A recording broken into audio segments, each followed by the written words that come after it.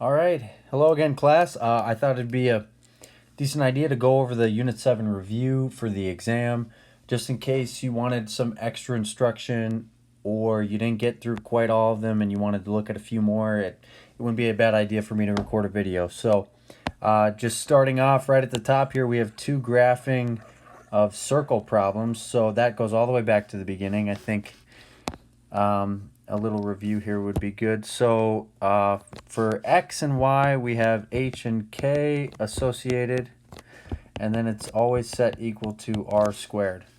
So for the center, we do the opposite, so it's -1, -2. And then our radius, then if we take the square root, would be 2. So -1, -2 would be -1, -2 would be over here. And then the radius would be 2 units away around. Looks like I left one there. So now we can draw our circle around. Oof. Not great. That's not very circular. And then the radius all the way around is 2 units. So over here now we have an HK again.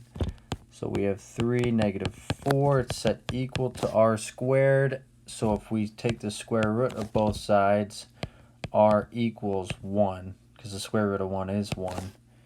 So 3, -4 is down here, and then if we go 1 unit away, up, down, left, and right, we can make that circle. Well, I gotta be able to make one decent one. That's okay.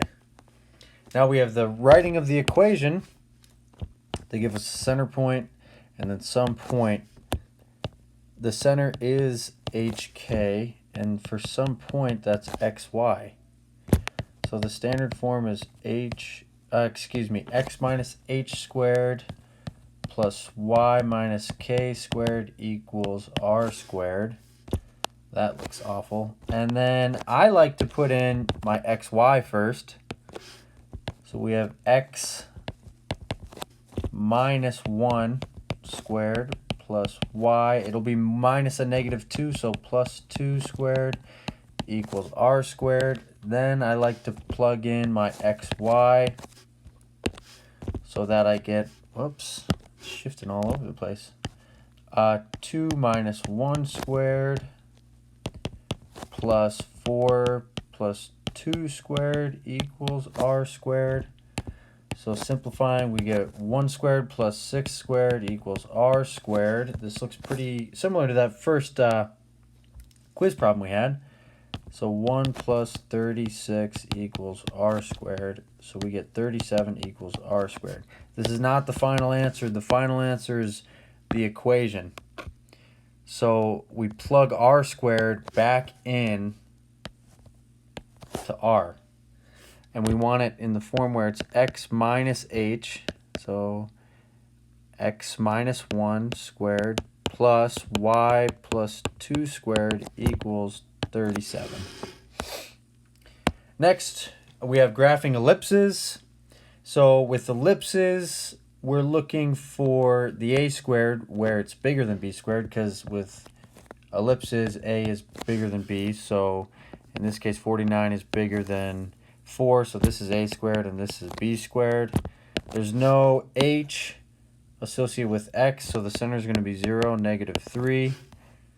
So we have 0, -3 as our center. I don't love black. The color comes off dark. It makes me stressed about making a mistake.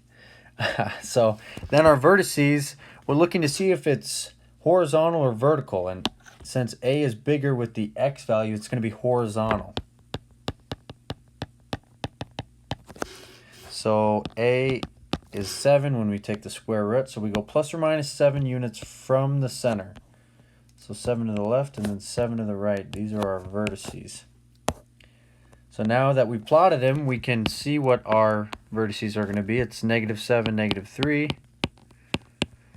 and then 7 through -3 over here. Our covertices are associated with b, so b squared is 4, therefore b is 2. So we go plus or minus 2 to find our covertices. Then we can do our best to draw an ellipse.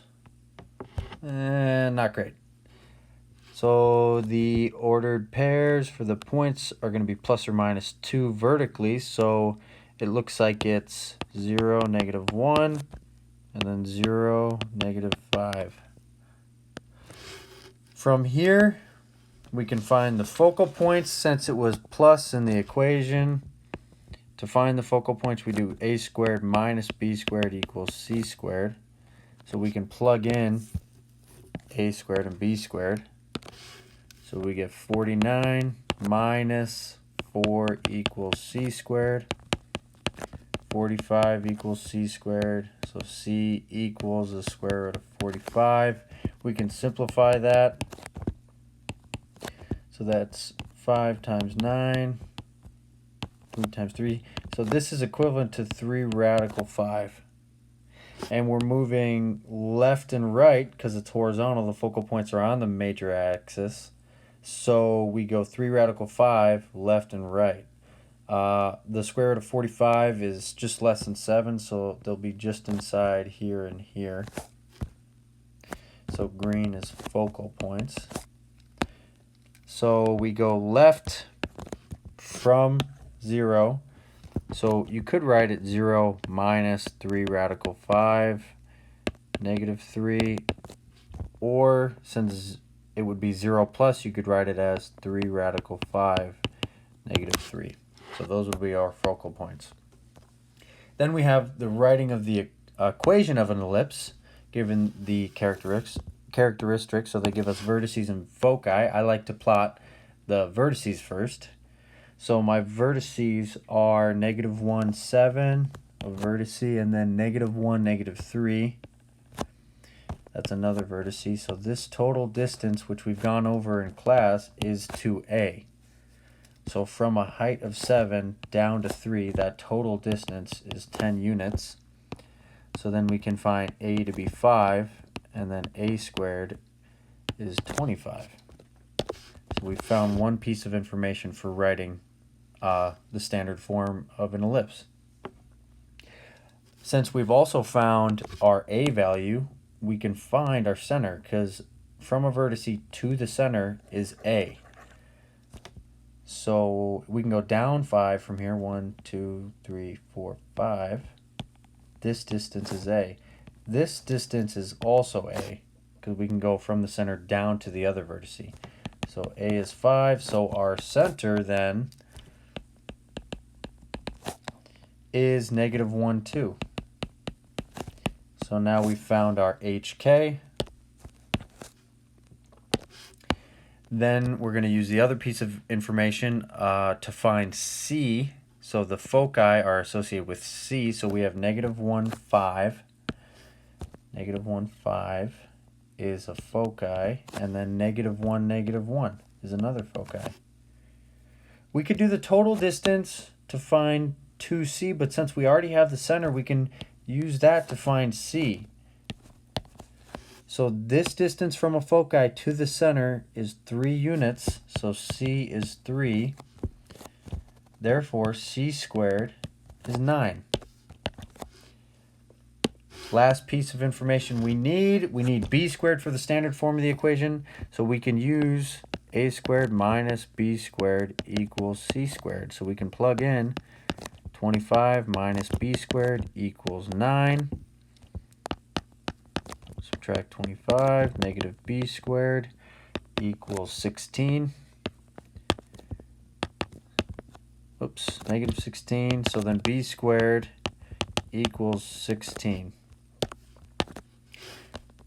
Lastly, we want to know what the standard form is, because we have to know if a is under our x or our y. And since the vertices and foci are vertical here, the standard form is going to be x minus h squared over b squared plus y minus k squared over a squared equals 1. So now we can plug in all the information we've highlighted. So x minus -1, so we have x plus 1 squared over b squared plus y minus 2 squared over 25 equals 1. Now we have hyperbola, so they're similar, but now we have a negative, and A with hyperbola, A leads. A leads with hyperbola. So A squared then is 16 and B squared is 25. There's no HK associated, so our center might be helpful to write here is 0, 0. So it's centered at 0, 0.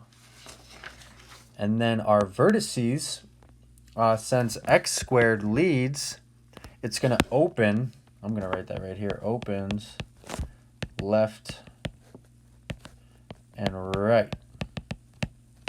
So from the center, we're going away A units, which is 4. So we're going to the left 4 and to the right 4. So our vertices are negative 4, 0 and 4, 0. We don't have covertices, but that will help us draw the box and find the asymptotes. So B squared is 25, so then B equals 5. So this will be our vertical here. Now we can draw the box.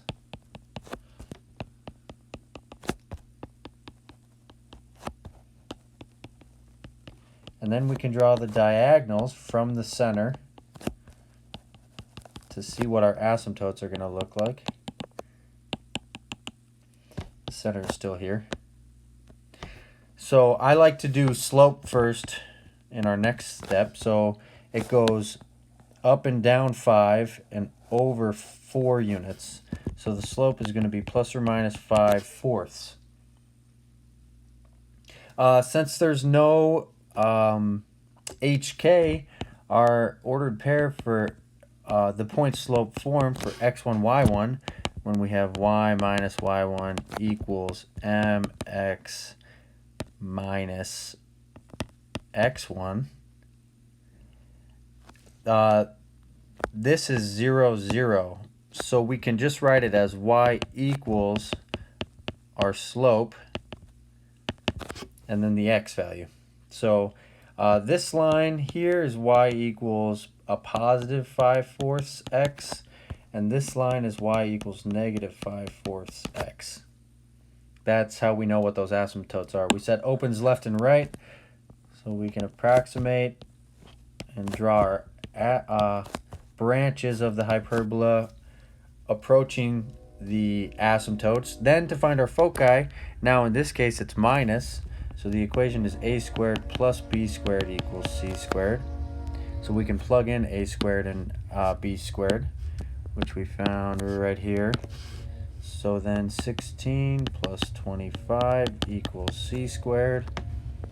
So 16 plus 25 should be 41 equals c squared. So c equals the square root of 41, which is right in between 6 and 7.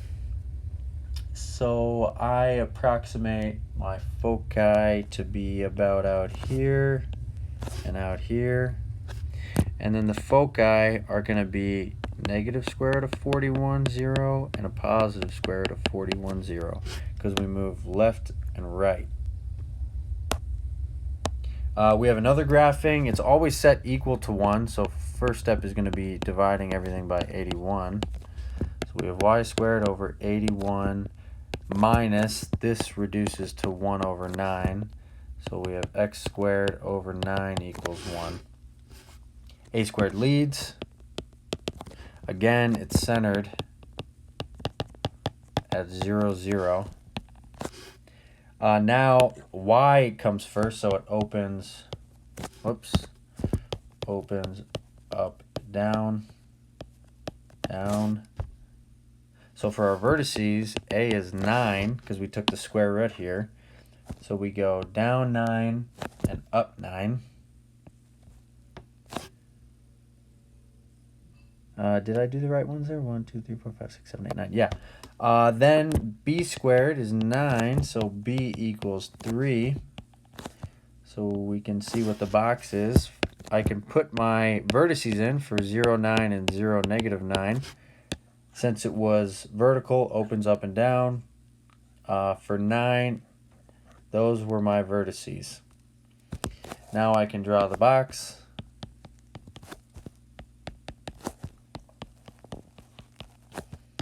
all the way around here. We can draw the diagonals through those points,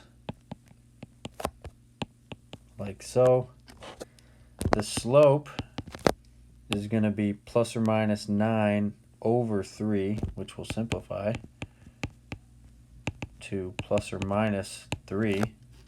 Since, again, our center is 0, 0, it'll just be y equals plus or minus 3x. It opens up and down, so our branches will approximate those asymptotes, and then the foci is a squared plus b squared equals c squared, so we can plug in those values of 81 plus 9 equals c squared. So 80, that's not how we add, 90 equals c squared. I'm going to put it down here since we're running out of room. So c equals the square root of 90. We can simplify that. It'll be 3 times 30, which is 3 times 10. So we have something that'll simplify. So that will reduce to 3 radical 10. So the square root of 90 will be bigger than 9, so the foci are going to be just outside here. So the foci, since they're the y-axis, are 0, 3 radical 10, and 0, negative 3 radical 10. We have a writing of the equation of a hyperbola. So they give us foci and vertices. I'm going to graph vertices first. So we have the points 3, 1 for a vertice, and then negative 3, 1. So we can already see that it's horizontal. This total distance is 2a. So from vertice to vertice is going to be 6 units. So a equals 3, so a squared equals 9. So if we go back 3 units from this vertice, or forward 3 units from this vertice, we have a center point. So our center is going to be 0, 1. That's our HK. We also have our a squared. And then they say that our foci is going to be plus or minus 3 radical 2. And since it's centered at the origin, if it moves plus or minus from 0 to the left and the right, this is our C, or this is our C. So C equals 3 radical 2, so C squared equals 9 times 4, which is 36. Let me just check to make sure. Whoops! I made that. I knew I did something wrong. When we square the square root, it simplifies. So 9 times 2. So then we get 9 times 2 is 18. Now we can plug our c squared and our a squared into that equation. So we get a squared plus b squared equals c squared. So 9 plus b squared equals 18. Minus 9, so b squared also equals 9. So then we have all the information here to write the equation. The standard form of the equation, since it's horizontal, is going to be x minus h squared over a squared minus y minus k squared over b squared equals 1.